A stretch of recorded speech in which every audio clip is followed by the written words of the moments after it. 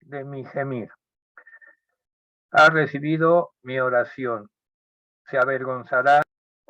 La reunión ya se está grabando.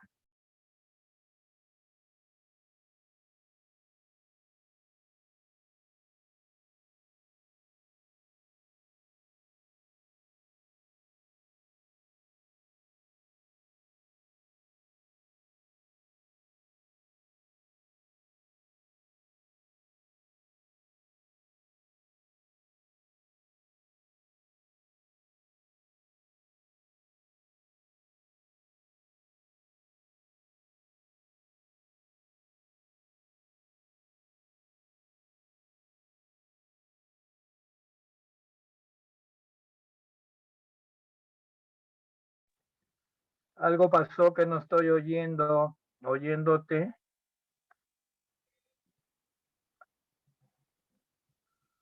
Ya podemos. Ya, en este momento ya estoy escuchándote, voy a salir ya del micrófono. Ok. Bueno, entonces damos continuidad a este capítulo 12 de Mateo. Ya hablamos un poco, el viernes pasado se retomó un poco del capítulo 11 sobre la sabiduría, ¿verdad? Y pues acordémonos, vamos a tener siempre en mente, estamos estudiando las enseñanzas sobre el reino. Y pues voy a dar inicio con el capítulo 12 de Mateo. Y dice la palabra de Dios, inicia con un encabezado y dice, los discípulos recogen espigas en el día de reposo. Bueno, dice la palabra de Dios, voy a ir leyéndolo poco a poco. En aquel tiempo iba Jesús por los sembrados en un día de reposo. Y sus discípulos tuvieron hambre y comenzaron a arrancar espigas y a comer. Viéndolo, los fariseos le dijeron, he aquí tus discípulos hacen lo que no es lícito hacer en el día de reposo. Y aquí me voy a detener. El día de reposo, físicamente había un día donde dentro de la tradición judía se descansaba. Así lo estipuló Dios en el Génesis cuando al crear, ¿verdad? Dice que 6 días trabajó y en el séptimo él descansó de la obra de sus manos y mandó que ese día de esa forma se guardara como el día que Dios descansó de la obra de sus manos. Entonces, este día de reposo, hermanos, era una de las cosas centrales dentro de este sistema legalista judío. Ajá. Cuando ocurrió entonces este suceso de que pues estaban recogiendo espigas en el camino, ellos no se habían propuesto, ellos no dijeron vamos a ir a tal camino a recoger espigas, sino que iban de paso y les dio hambre a los discípulos de Jesús. Ajá. Y entonces empezaron a recoger espigas. Esto, a los ojos de los fariseos, era una violación a esta ley de Moisés, ajá, de guardar el día de reposo. Aparentemente Jesús permitió esta violación a la tradición de guardar el día de reposo, ¿verdad? Y pues al hacer esto y al permitir esto en sus discípulos, tocó fibras muy sensibles para estos hombres religiosos que lo observaban.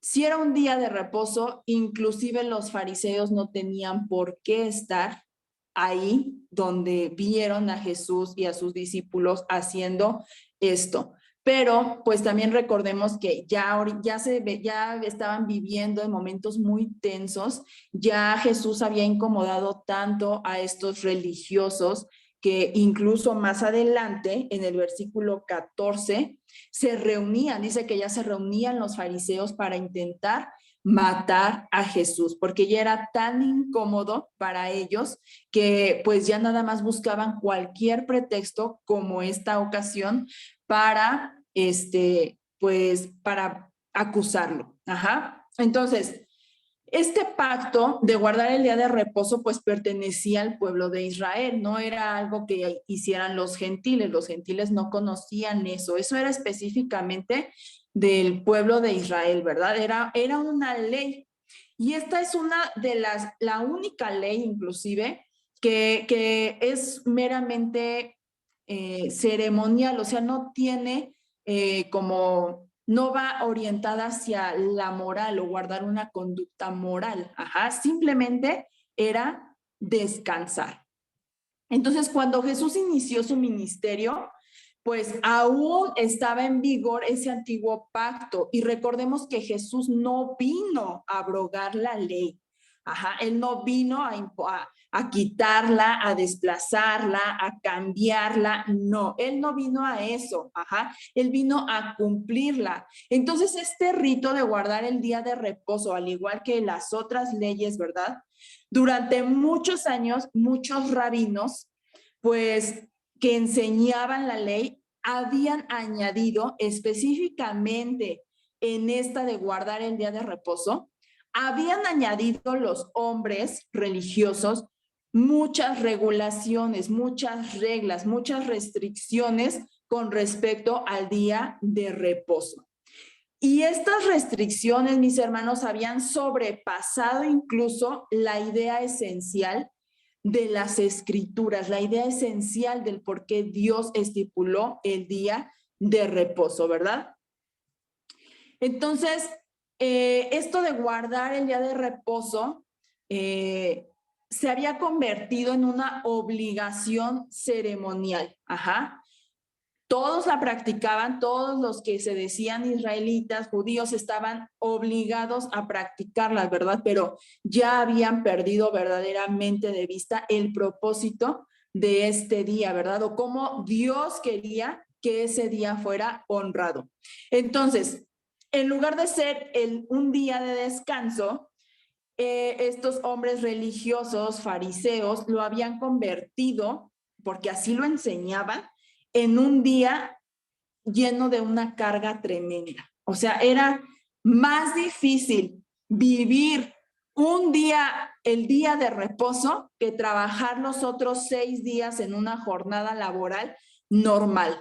Eran tantas las restricciones y tan absurdas, mis hermanos, podríamos decir un poco de verdad ridículas, cargaban a la gente de muchísimas cosas.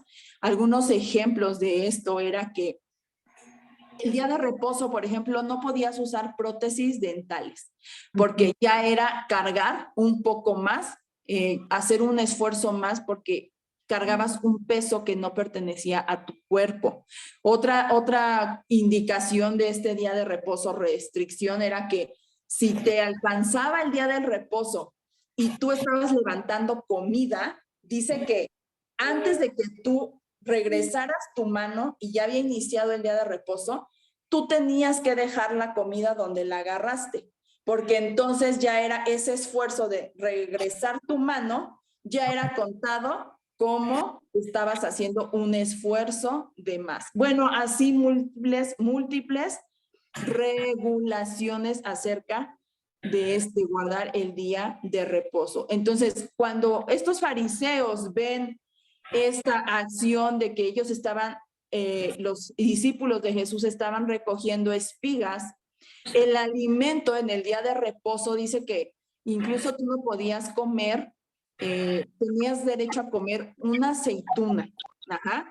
Si tú comías media aceituna, dice, y la escupías porque a lo mejor estaba podrida, no sé, ya era contado como parte de tu porción, que habías comido parte de tu porción que te tocaba en ese día. O sea, guardar el día de reposo, hermanos, era una cosa muy laboriosa, muy difícil, porque estos hombres religiosos que habían enseñado y modificado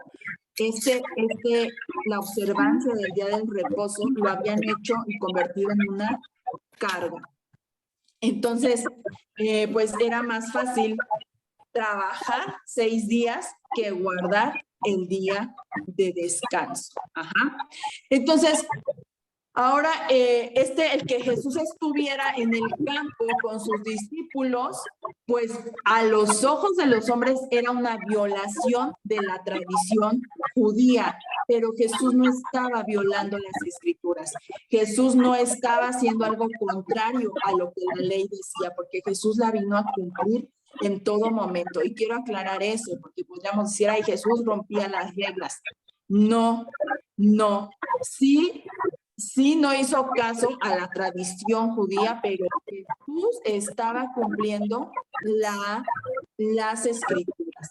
La idea esencial de la escritura cuando Dios dijo que guardaréis el día de descanso. Ajá. Entonces, vamos al versículo 3, mis hermanos, y dice la palabra de Dios. Entonces Jesús les dijo, ¿no habéis leído lo que hizo David cuando... La pastora podría cerrar su... Sí, dice el versículo 3, ¿no habéis leído lo que hizo David cuando él y los que con él estaban tuvieron hambre? Y el 4, ¿cómo entró en la casa de Dios y comió los panes de la proposición que no les era lícito comer ni a él ni a los que con él estaban, sino solamente a los sacerdotes?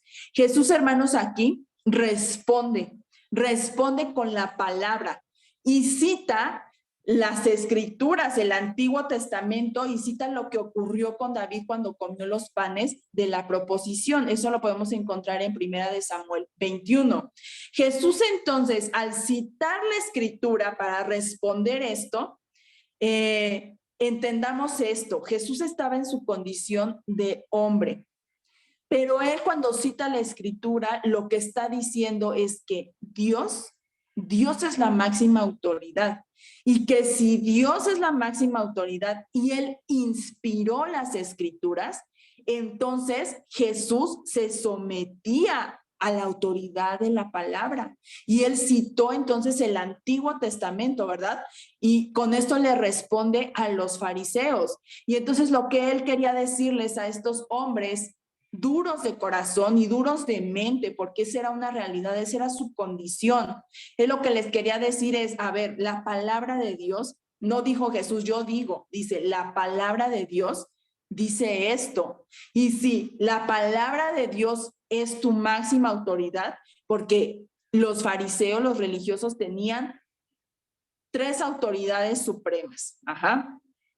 El templo, la ley y el día de reposo incluso, o sea, era algo que guardaban al pie de la letra. Ajá, era algo muy importante para ellos. Entonces Jesús les está diciendo, y si la palabra es la máxima autoridad, y dice esto acerca de lo que ocurrió con David, ¿por qué ustedes no la obedecen? ¿O por qué la cuestionan? Ajá, Jesús es lo que estaba respondiéndoles a estos fariseos. Él no estaba diciendo por qué me cuestionan, por qué me contradicen. Él estaba poniendo y sometiéndose a la autoridad de la palabra cuando les responde con la palabra.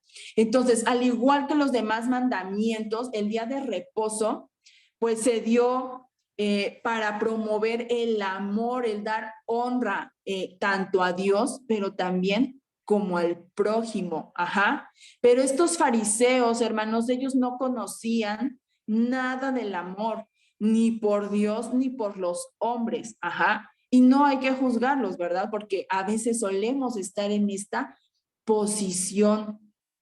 Pero estos hombres no quisieron conocer y no quisieron aceptar el ser transformados. Su sistema de tradiciones los tenía tan atrapados, ¿verdad? Y era un sistema interminable, o sea, había leyes, sí, que Dios dio a Moisés que tenía que guardar el pueblo, pero había otras que ellos habían aumentado de su propia cosecha, la habían inventado para acomodar la palabra a su conveniencia. Entonces realmente no obedecían la ley, no la respetaban. Ajá. Entonces, ellos no quisieron ser transformados, ¿verdad? Ellos no quisieron conocer. Y Y me llama la atención mucho su sistema, hermanos, su sistema de tradiciones era inútil. Y a mí me encanta esta palabra que dice, vamos a 2 de Timoteo 3:16. Ya hasta nos lo debemos de saber de memoria. ¿Qué dice la palabra? Si alguien lo tiene, le puede dar lectura.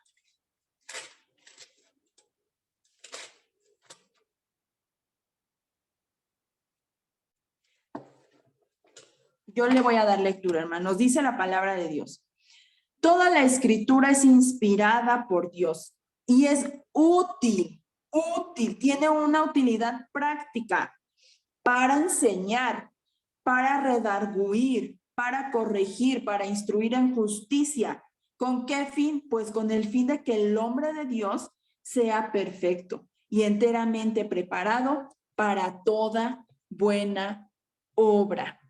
Este era el fin de la palabra de Dios, la palabra de Dios a la que Jesús se sometía. Él reconocía que la palabra, que era el Antiguo Testamento, porque hasta ese momento solo existía el Antiguo Pacto, pero Jesús no lo desechaba. Jesús reconocía que era útil para perfeccionar al hombre y acercarlo a Dios. Pero estos fariseos lo que habían hecho con la ley, lo que habían hecho con la palabra, era tergiversarla de una manera que la acomodaban a su conveniencia, a su mente de hombre, a su corazón duro, y lleno de maldad, porque realmente actuaban, y más adelante Jesús lo dice, ¿verdad? Sin misericordia, vivían una vida sin misericordia.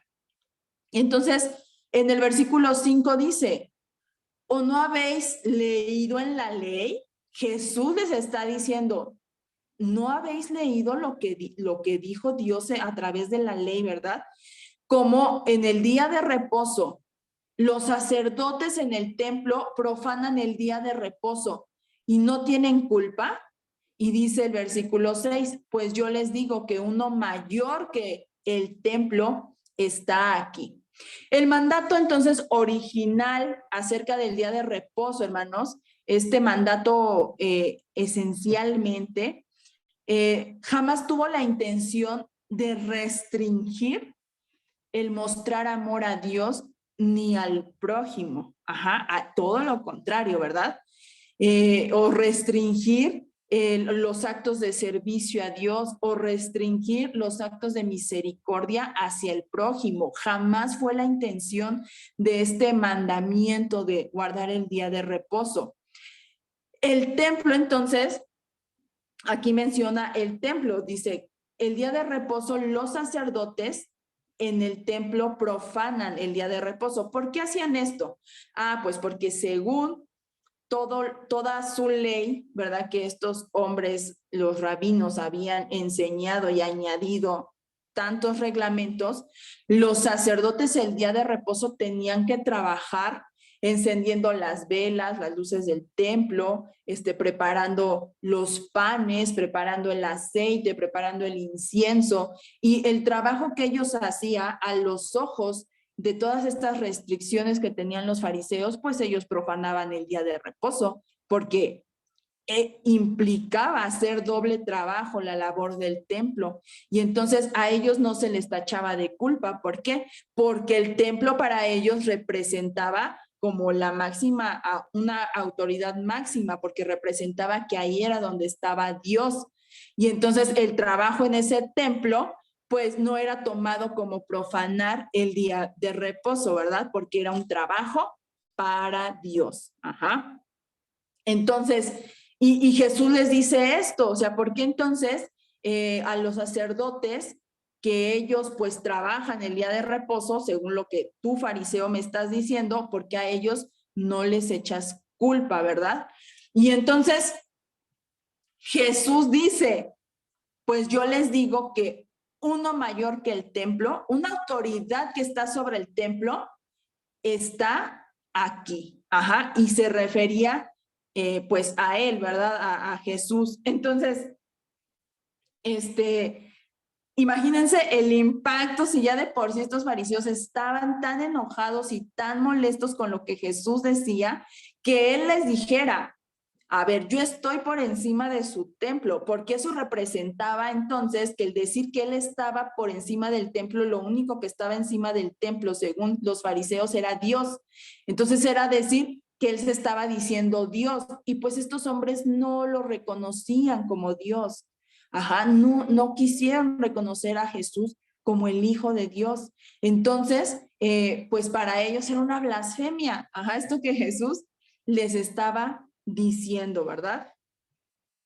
Y entonces en Levítico 24, del 5 al 9, podemos leer el trabajo que se hacía en el día del reposo por los sacerdotes. Dice Levítico 24, del 5 al 9, tomarás flor de harina y cocerás de ella 12 tortas. Cada torta será de 2 décimas de efa y las pondrás en 2 hileras, 6 en cada hilera, sobre la mesa limpia delante de Jehová. Pondrás también sobre cada hilera incienso puro y será para el pan como perfume, ofrenda encendida a Jehová, cada día de reposo. Lo pondrá continuamente en orden delante de Jehová, en nombre de los hijos de Israel, como pacto perpetuo, y será de Aarón y de sus hijos, los cuales lo comerán en lugar santo, porque es cosa muy santa para él, de las ofrendas encendidas a Jehová por derecho perpetuo. Ahí podemos ver cómo cada día de reposo los sacerdotes en realidad no reposaban. Ellos, de hecho, se aumentaba su trabajo, ¿verdad? Era mayor su trabajo. Pero ellos no se les tenía en culpa, según estos fariseos. Entonces, esto era una bofetada a sus tradiciones, ¿verdad? Para los fariseos, ¿verdad? Porque solo Dios podía ser más grande que su templo, pero pues ellos no reconocían a Dios en la persona de Jesús. Entonces, cuando Jesús menciona esto del templo, de que uno mayor que el templo está aquí, su intención no era demostrar su deidad, mis hermanos, sino señalar que la palabra revelaba que tenía mayor autoridad y derecho que lo que había tenido David para comer los panes, ¿verdad? Que solo podían comer los sacerdotes y David no era un sacerdote, ¿verdad? Y revelaba aquí que la palabra revelaba que también tenía más autoridad que la de los sacerdotes que violaban las leyes del día de reposo, ¿verdad? Por su servicio en el templo. Hasta aquí Jesús, su intención no era como demostrar, ¿verdad? Tú quién eres y yo soy el Hijo de Dios. No, no, no, no, no. Esa no era su intención. Su intención era hablar con la palabra y decir que la palabra tenía autoridad, ¿verdad? Y como si la palabra había estipulado que David en un momento de necesidad, el sacerdote le dio los panes, ¿verdad? O sea, porque ellos se dedicaban a condenar. ¿Por qué se dedicaban a condenar las acciones de que pues sus discípulos solamente estaban recogiendo espigas porque tenían hambre? Y el versículo 7 dice, y si supieses qué significa misericordia quiero y no sacrificio, no condenaríais a los inocentes, porque el Hijo del Hombre es Señor del día de reposo. Aquí el Señor, hermanos, está citando al profeta Oseas, Oseas 6:6. Vamos rápidamente, hermanas, a Oseas 6:6.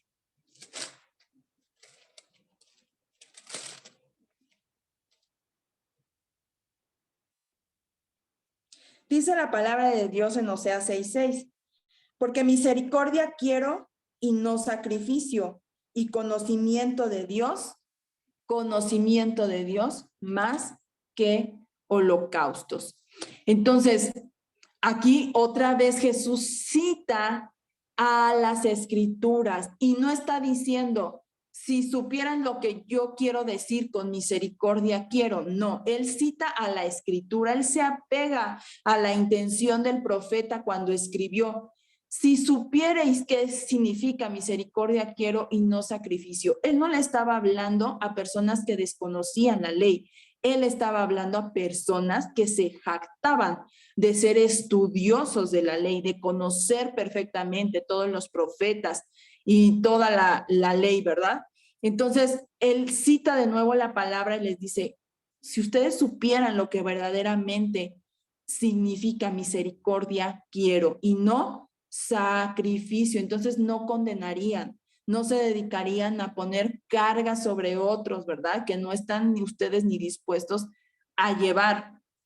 Entonces, misericordia más que sacrificio. Esto de los sacrificios, hermanos, pues ya nosotros sabemos, ¿verdad? Cómo era el sacrificar.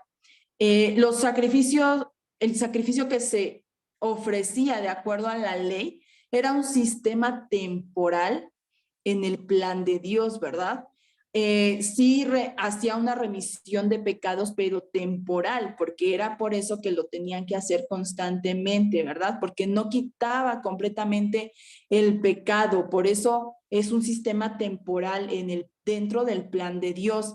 Este sistema temporal de sacrificios anunciaba y señalaba el futuro del don de Dios, ¿verdad? Que estaba próximo a llegar, ¿verdad? Entonces, guardar el día de reposo esencialmente era un tipo de sacrificio donde a través del servicio de obediencia, se honraba a Dios, obedeciendo simplemente permanecer en reposo. Y este reposo que Dios ordenó guardar era una sombra también del reposo que su pueblo redimido anhelaba encontrar a través de la salvación. Entonces, esta negación, hermanos, respecto al día de reposo, ¿verdad? De estos hombres religiosos fariseos, pues realmente invalidaban la ley.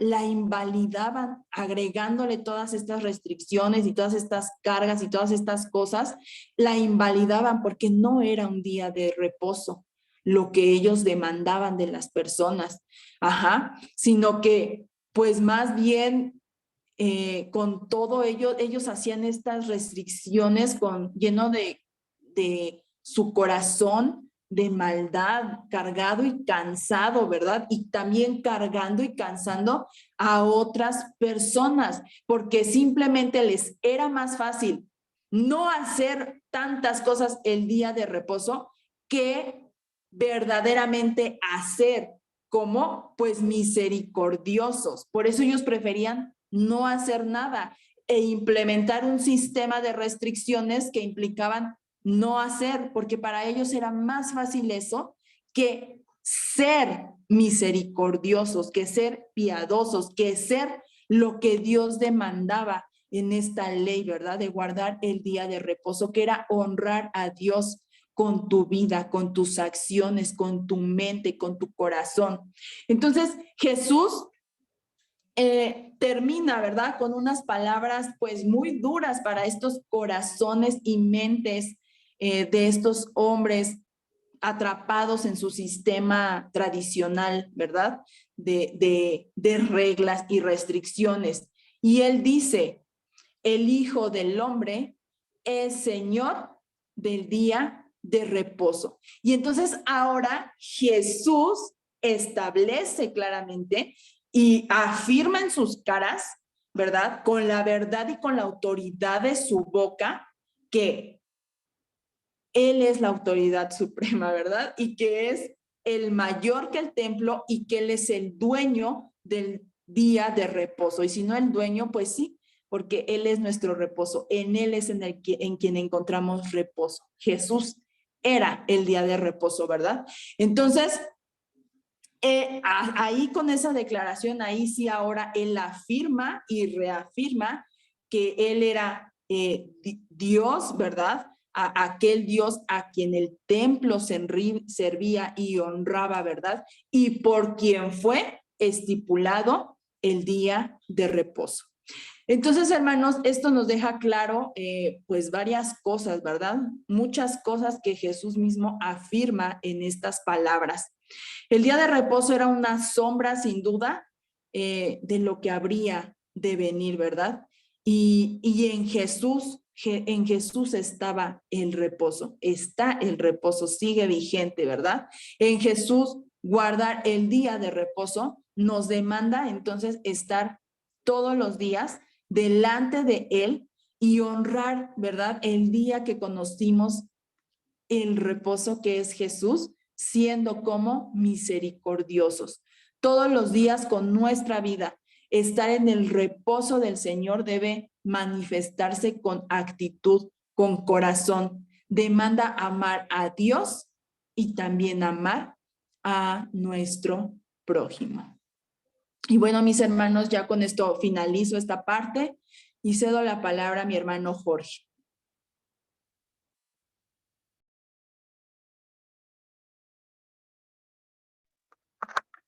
Muchas gracias.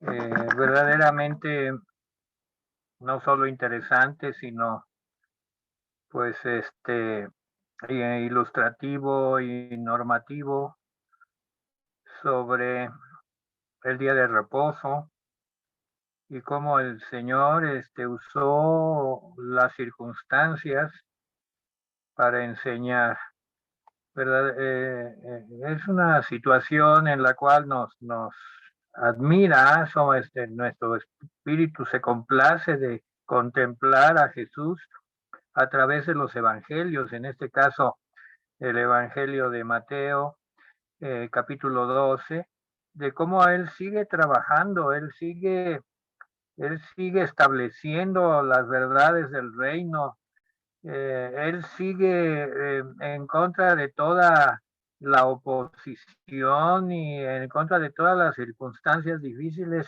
sigue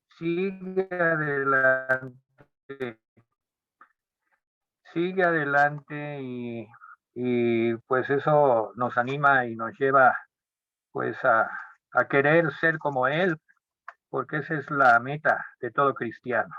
Yo quiero leer el Salmo 1 que me vino a la mente y lo vi y dije, este Salmo nos inspira mucho en lo que estamos estudiando.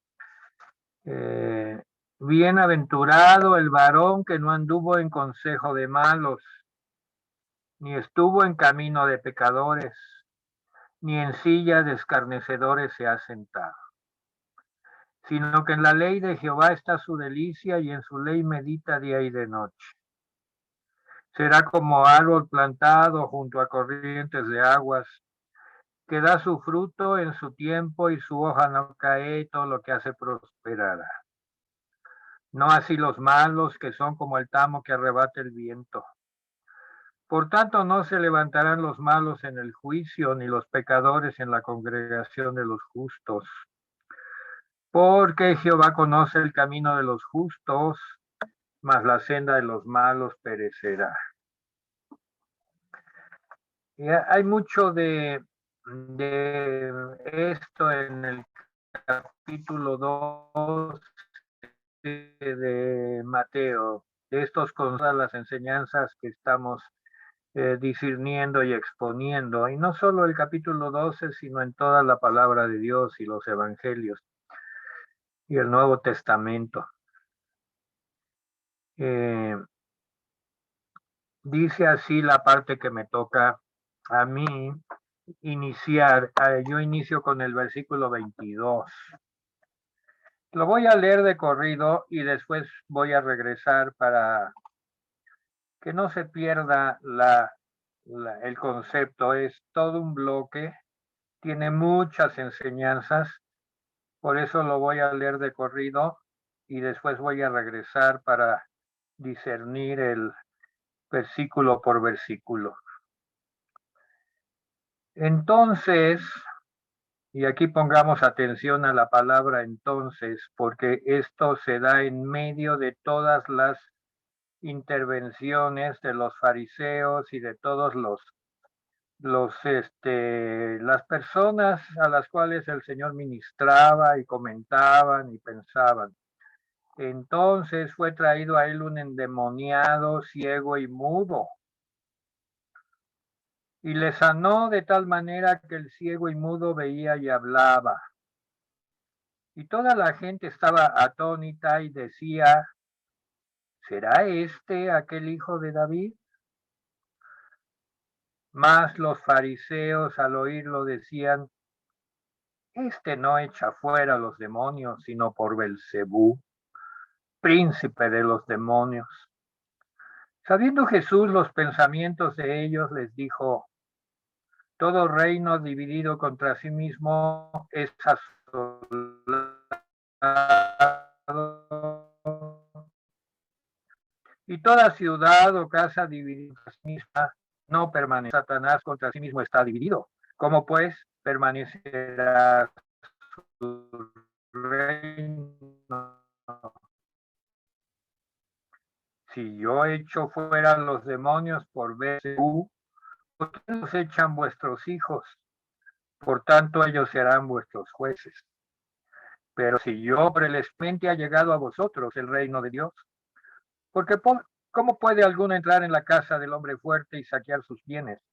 Si primero no le ata, entonces podría saquear su casa. El que no es conmigo, contra mí es, y el que conmigo no recoge, desparrama. Por tanto os digo, todo pecado y blasfemia será perdonado a los hombres, mas la blasfemia contra el Espíritu no le será perdonada. A cualquiera que dijere alguna palabra contra el Hijo del Hombre le será perdonado, pero al que hable contra el Espíritu Santo no le será. O hacer el árbol bueno y su fruto bueno, o hacer el árbol malo y su fruto malo, porque por el fruto se conoce al árbol. Generación de víboras, ¿cómo podéis hablar lo bueno siendo malo? Porque de la abundancia del corazón habla la boca. El hombre bueno del buen tesoro del corazón saca cosas buenas, y el hombre malo del mal tesoro saca malas cosas. Mas yo digo que toda palabra ociosa que hablen los hombres, de ella darán cuenta en el día del juicio, porque tus palabras serán justificadas, y por tus palabras serás condenado. Bueno, este párrafo del capítulo 22 al 37, 15 versículos, tiene un peso de enseñanza voy a tratar de ir versículo por versículo y haciendo comentarios y discerniendo diferentes aspectos del texto. Dice que entonces, en medio de toda esta circunstancia, la situación personal de Jesús ya en ese momento que Mateo lo está relatando, es un momento también que lo relata Marcos y Lucas. Pero de la manera como hemos ido estudiando, en los tiempos, Mateo lo establece con mucha claridad. Me parece muy bien que estemos con Mateo estudiando este pasaje, aunque sí citaré en algún momento a Marcos y a Lucas. La situación, como ya lo había platicado Yazaret, era muy tensa y se sentía la tensión en el aire, como cuando decimos en estas reuniones hay mucho estrés, hay mucha tensión, pues en esas reuniones que tenía el Señor estableciendo los principios del reino en medio de toda esa gente compuesta por tantas personas. Allí había pues gente común, gente de diferentes niveles sociales, ahí estaban los fariseos, incluso estaba personas de la familia de Jesús con su propia agenda, que la vamos a ver más adelante. Y toda esta gente, dice, al ver que el endemoniado ciego y mudo era sano, y el ciego y mudo veía y hablaba, este endemoniado tenía 3 circunstancias adversas. Versículo 22, era endemoniado, pero además era ciego y mudo. Quizás y muy probablemente como una consecuencia. No lo sabemos, no podemos dogmatizar que todos los endemoniados van a ser ciegos y mudos. este lo era. Y cuando Jesús lo sanó, le hizo una sanidad integral. Aquí yo no establecería como algo dogmático que todos los endemoniados van a tener esta circunstancia. En lo particular, este lo tenía. Primero, endemoniado. Segundo y tercero, ciego y mudo. A la hora de que Jesús lo sanó, las tres circunstancias adversas en su vida fueron canceladas. El endemoniado ya no presentaba la característica de un endemoniado y además veía y hablaba. Versículo 23, toda la gente estaba atónita. Atónita quiere decir, ¿qué pasa? No entendemos. Era un endemoniado que ellos conocían y ahora estaba sano. Y de inmediato lo asociaron con el trabajo que Jesús estaba haciendo. Y lo único a lo que llegaron de conclusión como una posibilidad, y eso a mí me parece tan especial del ser humano, que no está redimido, que no ha sido tocado por Dios, abrieron la posibilidad de que fuera el Mesías. Dice, ¿será este aquel hijo de David? Hijo de David para los judíos era claramente un título mesiánico, pero no dijeron, gloria a Dios, el Mesías está entre nosotros. Para nada dijeron eso. Simplemente dijeron, ¿será posible que este hombre sea el hijo de David? Pero con muchas dudas y no había ningún convencimiento en ellos. Esto era un grado de incredulidad que, por un lado, pues el Señor reprueba. Pero aquí viene otro grado en el versículo 24. Los fariseos al oírlo, este es otro nivel, fíjense, no solo eran incrédulos, sino que tenían un paso más, eran antagónicos, mentirosos y levantaban falsedades con su boca. Mas los fariseos al oírlo decían, un despreciativo no echa fuera los demonios, sino por Belzebú. Belzebú o Beelzebul era conocido como el príncipe de los demonios, totalmente asociado a Satanás. Satanás, príncipe de los demonios. Directamente lo acusaban de que tomaba el poder de Belzebú para echar fuera a los demonios, que su poder emanaba de Belzebú. Esa era la acusación. Versículo 25. Sabiendo Jesús los pensamientos de ellos, no dice las palabras, dice los pensamientos. Y yo aquí estaba pensando sobre este versículo. ¿Por qué dice los pensamientos? Si un versículo anterior literalmente está de Dios, Cristo el Señor. Pero el Señor Jesús, no es que estuviera usando sus poderes divinos al mencionar que Jesús sabía los pensamientos, sino que él estaba lleno del Espíritu Santo. Y amados hermanos, esa llenura del Espíritu Santo te da un discernimiento especial que te permite discernir sobre las personas. Por lo tanto, Jesús con ese discernimiento, porque muchos podrán decir, ay, qué chiste, pues aquí Jesús echó mano de sus superpoderes, si era Dios, y no que como hombre venció a Satanás y no como Dios. No es que estuviera echando mano de sus superpoderes, tenía al Espíritu Santo en él, y el Espíritu Santo le daba un discernimiento, al igual que cualquiera persona especial de parte de Dios que tenga al Espíritu Santo tendrá ese discernimiento de espíritus y de intenciones.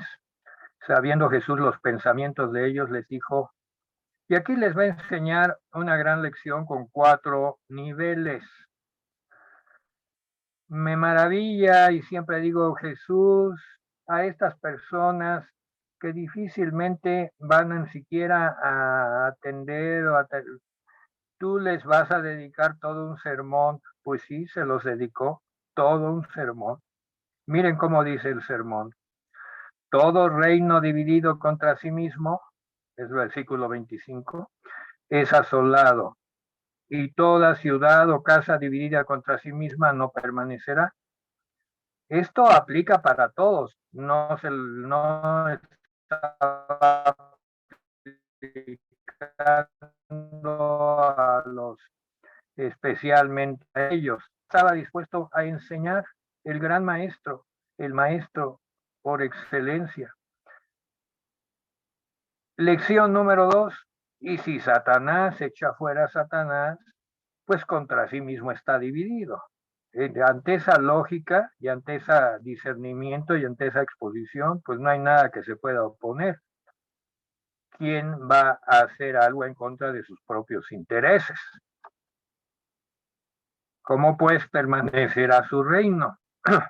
Todavía no era tiempo de que el reino de Satanás fuera destruido. Todavía el reino de Satanás estaba establecido sobre la tierra. Por lo tanto, esto aplicaba. Ahora, siguiente lección. Dice Jesús, si yo echara fuera los demonios por Beelzebú, ¿por quién los echan vuestros hijos? Y tuve yo que estudiar un tanto profundamente por qué mencionó Jesús esto de por quién los echan vuestros hijos. Resulta que entre los fariseos, como que los fariseos por familias se dedicaban a las cuestiones espirituales según su visión, pues emanaban del templo y vivían de eso. Y muchos de los hijos de los fariseos se dedicaban a hacer exorcismos.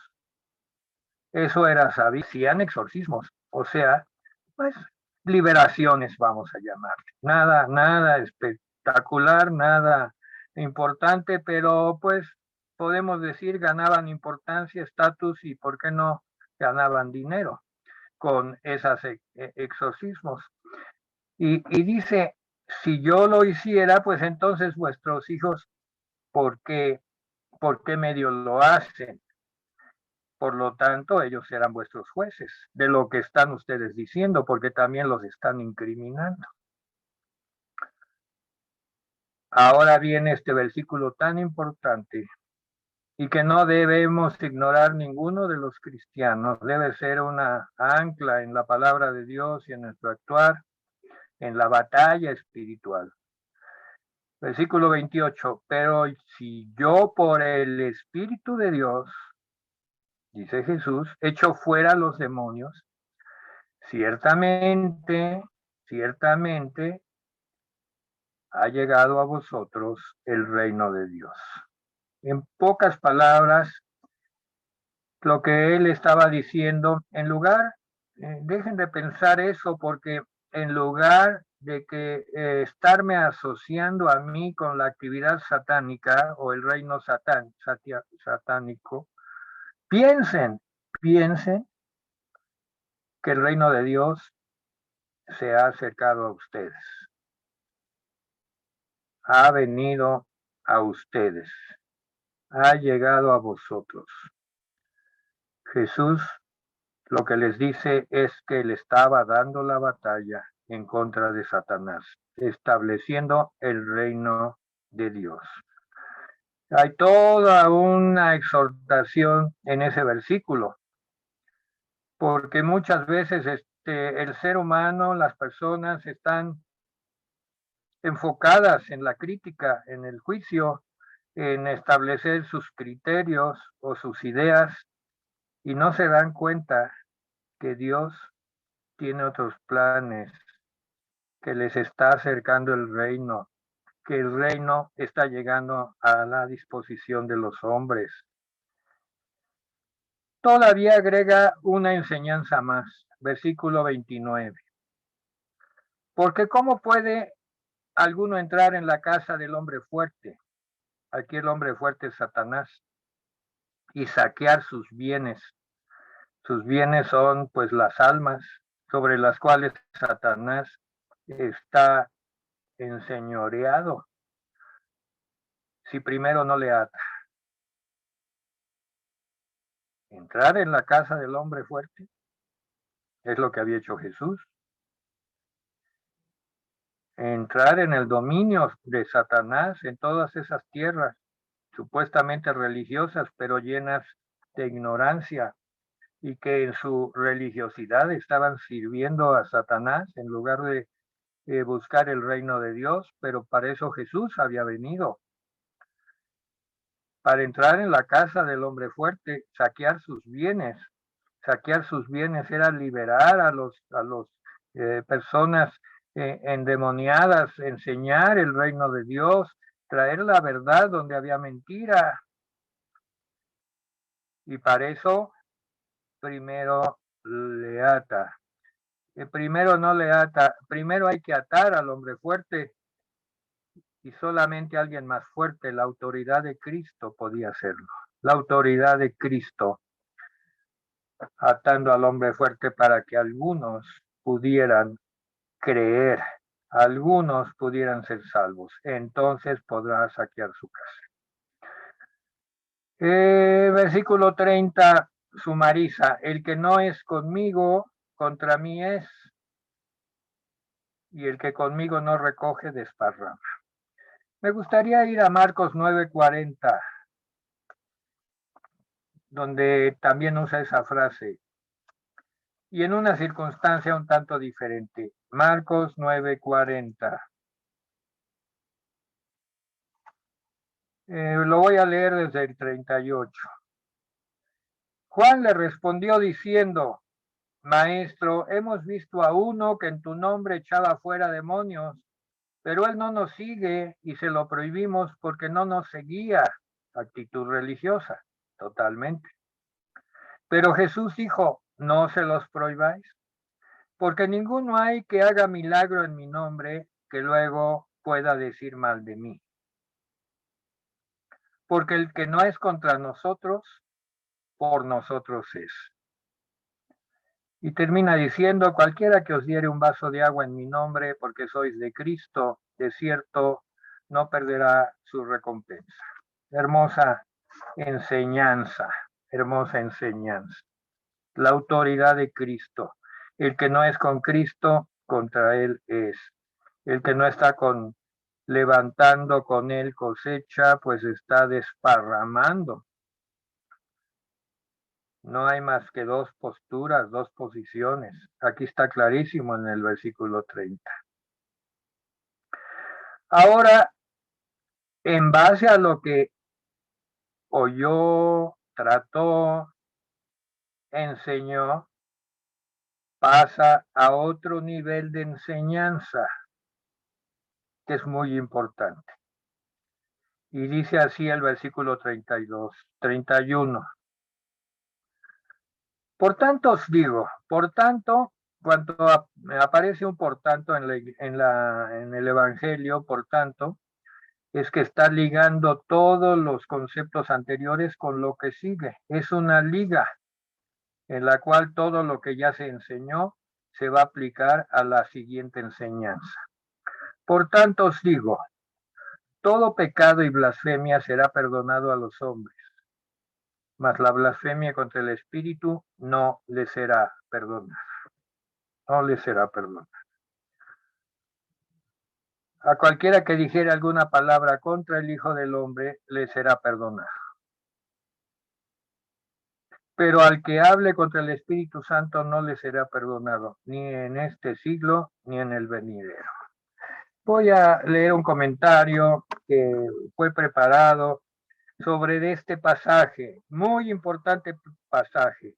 En el estudio de las Escrituras se le llama la blasfemia contra el Espíritu Santo.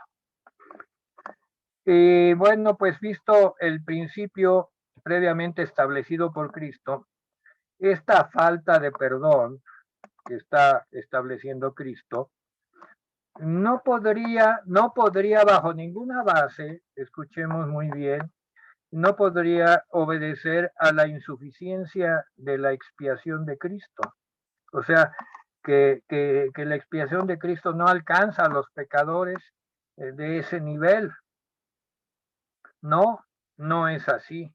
Ni tampoco podemos inferir que la figura o la persona, la tercera persona de la Trinidad, el Espíritu Santo, sea más santa que las otras dos personas, por lo cual requiere un trato especial.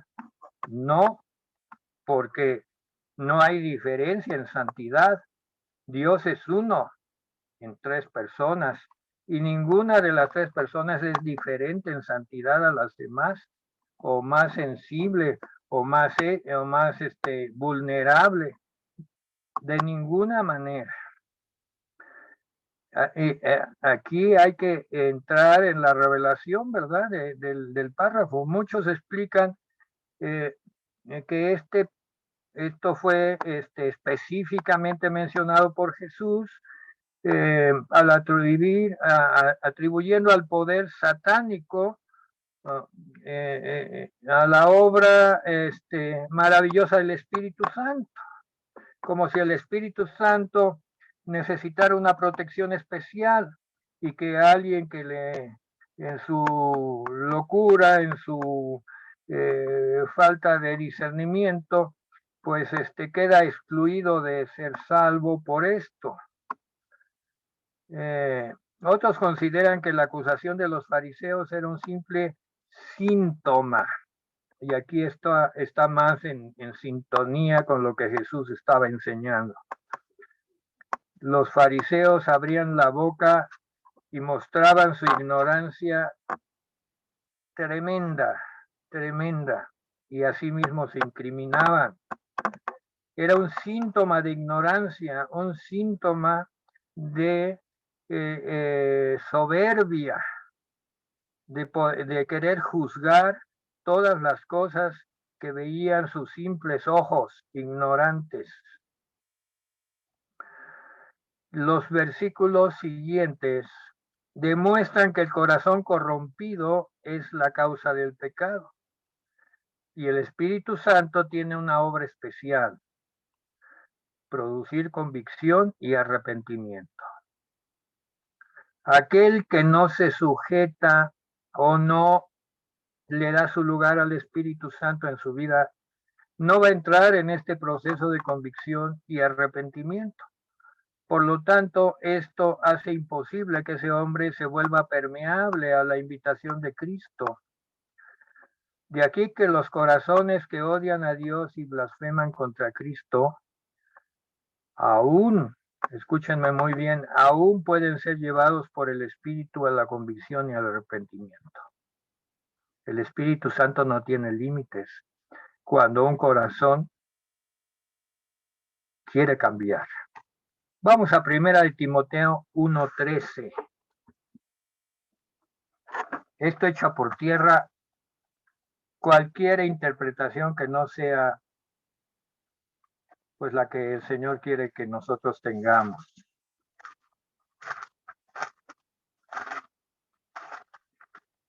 Aquí Pablo está hablando de su conversión. Amén. Y dice lo siguiente, voy a leer desde el 12. Doy gracias al que me fortaleció Es 1 Timoteo, capítulo 1, versículo 12. Doy gracias al que me fortaleció, a Cristo Jesús nuestro Señor, porque me tuvo por fiel poniéndome en el ministerio.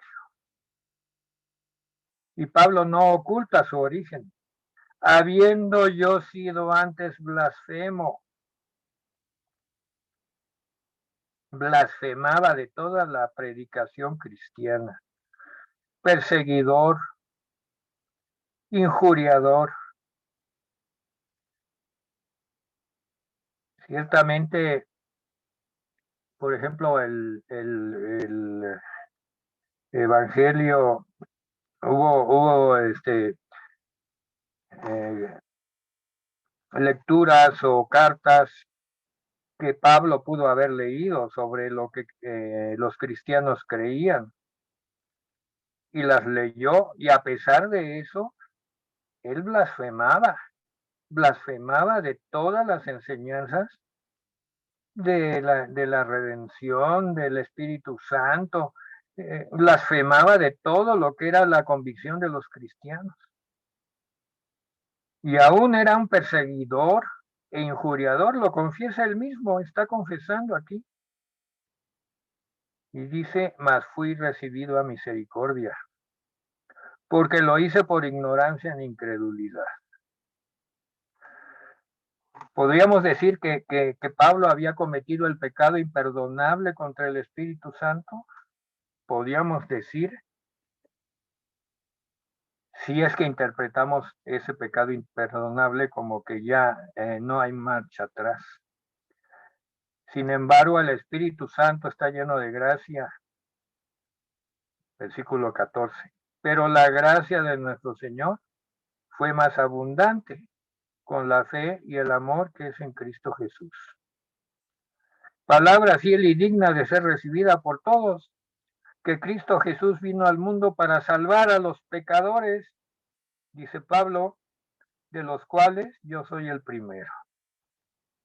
Por eso, versículo 16, fui recibido a misericordia, para que Jesucristo mostrase en mí el primero toda su clemencia, para ejemplo de los que habrán de creer en él, para vida eterna. Amén. Este párrafo nos da la pauta del pecado imperdonable que muchos predican, que pues el que ya blasfemó ya no tiene marcha atrás. Pues aquí dice que la misericordia de Dios es más grande. Entonces, ¿qué podemos decir de este asunto del pecado imperdonable? Aún pueden ser llevados por el Espíritu a la convicción y al arrepentimiento. Sin embargo, hay otro grupo, y esto es a los que se refiere el Señor Jesús.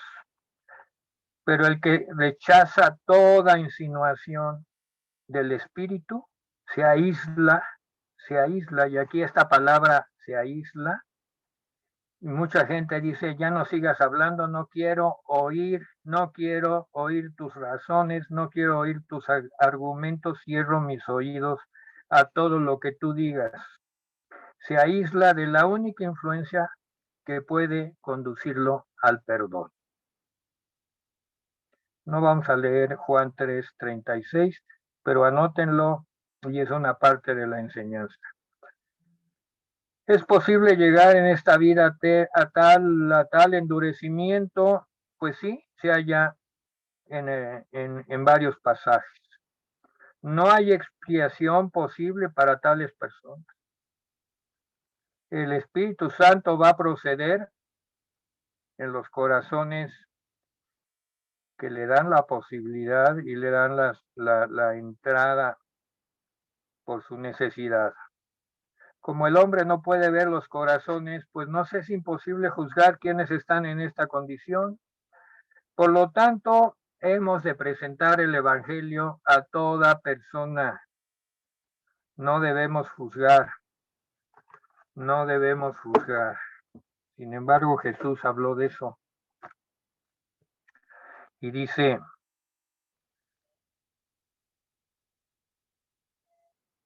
aquí podemos al final del versículo 32 agregar algo: pecadores y redentos,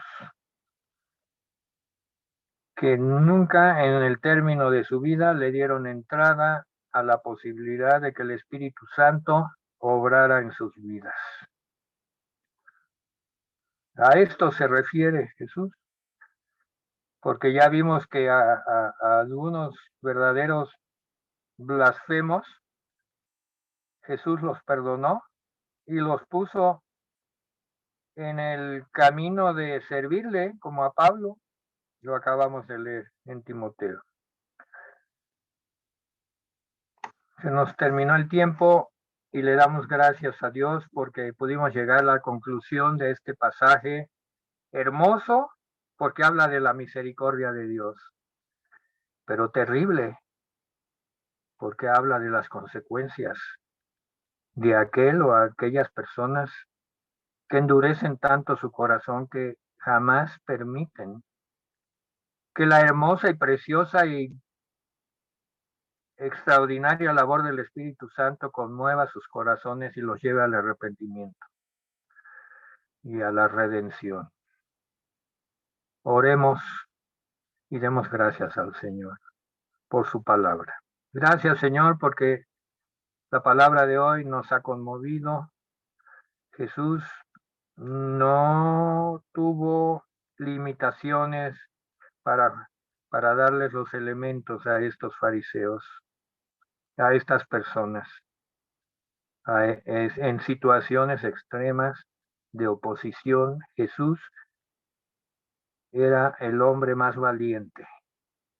No temía por su vida, no temía por las circunstancias. En su amor por las almas de los hombres se exponía hasta niveles inauditos.